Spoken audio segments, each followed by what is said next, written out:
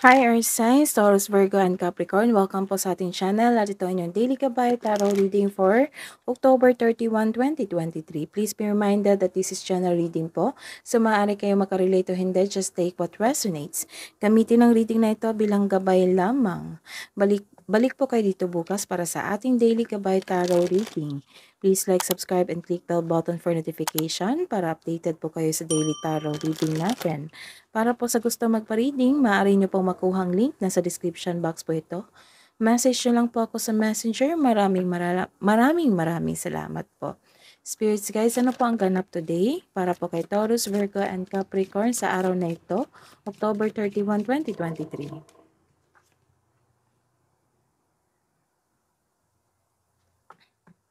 You are taking time to your family. Karoon ka ng vacation leave. Umuwi ka sa inyo and you are on the right path. May malaking influence yung babae sa buhay nyo ngayon. Message po, spirits guys, para po kay Taurus, Virgo, and Capricorn ngayong October 31, 2023. Message from Archangel Gabriel, messenger of creativity and hope. And go with the flow, pathway. Go with the flow, let things happen. Energy niyo po, Taurus, Virgo, and Capricorn. Spirits guys, ngayong October 31, 2023. Clarification po of this card.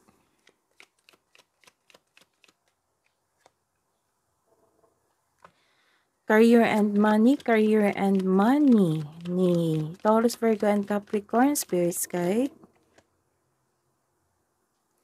Clarification of this card.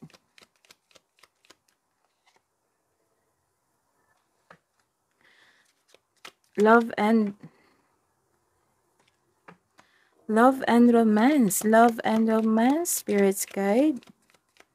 Self-love, partnership, and romance para po kay Taurus, Virgo, and Capricorn ngayong October 31, 2023, spirits guide.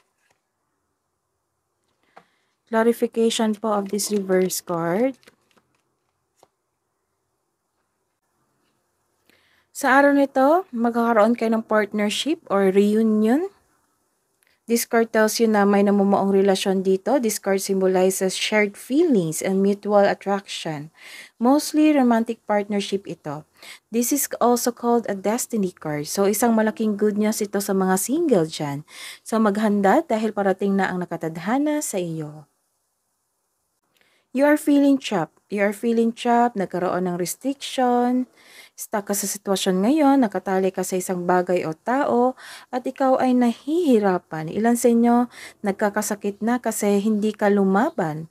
Nakaramdam ka ngayon na nakulong ka sa isang sitwasyon na hindi naayon sa inyong landas. Alam mo na dapat palayain mo yung sarili mo, ngunit hindi ka sigurado kung paano humingi ng tulong kung sa tingin mo naiipit ka na.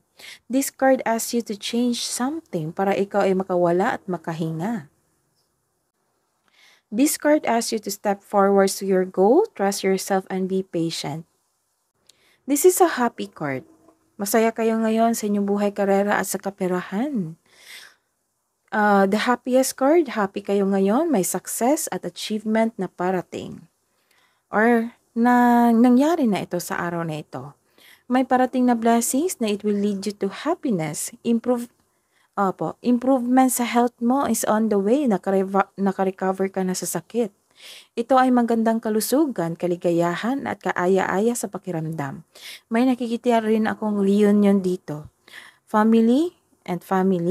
Nagkaroon ng reunion dito. It might be an old friend, partner, or a family member. Komportable ka at secure ka sa buhay mo. May mga bisita ka, mga bata ngayon, naghahatid sa iyo ng kaligayahan. Or it might be, basta po enjoy kayo ngayon sa inyong success. This card tells you na success lies ahead if you keep the path. Dahil sa sobrang saya mo, nagkaroon ng celebration dito. Celebration at reunion. This is also reunion. May ganap na groupings or collaboration dyan sa trabaho mo o sa negosyo. Itong mga taong ito ay buong suporta sa inyo. Maaari ding family mo ito. Nagkaroon kayo ng outing with your friends or company outing. So this is a reverse card. Nagkaroon dito ng isang gossip or naging defensive yung partner mo or kayo. Posibleng may sakit na parating o may taong nagbabalat kayo sa inyo. May taong ako nakikita dito na pinagmamasdan kanya sa malayo. Pero ayaw niyang mag-make move. Sugod ng sugod pero nakakasakit na pala siya. Mag-ingat sa taong may inggit sa inyo or nag-spy siya sa inyo. May taong hindi madaling kausap dito, matigas ang inyong ulo. It might be you or it might be your partner or kasamahan sa bahay. May sitwasyon na masakit sa ulo. May tao na dalang chismis o masamang balita. The advice is fact-check nyo muna, huwag maniwala agad sa mensahe. Para sa mga single dyan, you should take a chance on love, huwag kang matakot ma-in love again.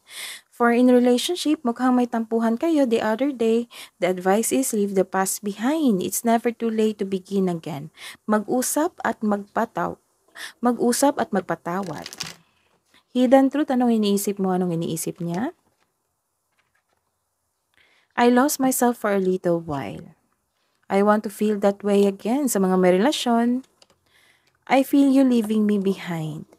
I am grateful for the spiritual lesson. Love advice po para sa mga single.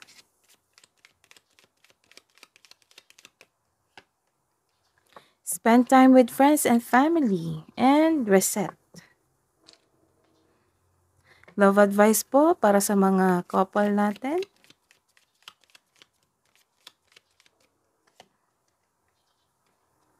Power. The power of love is like a magnet drawing souls together and trust. Trust, you need to have trust in a relationship in order for it to flourish. Kabuang advice niyo po, Spirit's Guide para po kay Taurus, Virgo, and Capricorn. Nothing is yet in stone and meditate and contemplate. Message from Spirit's Guides, Archangels, Angels, Guardian Angels.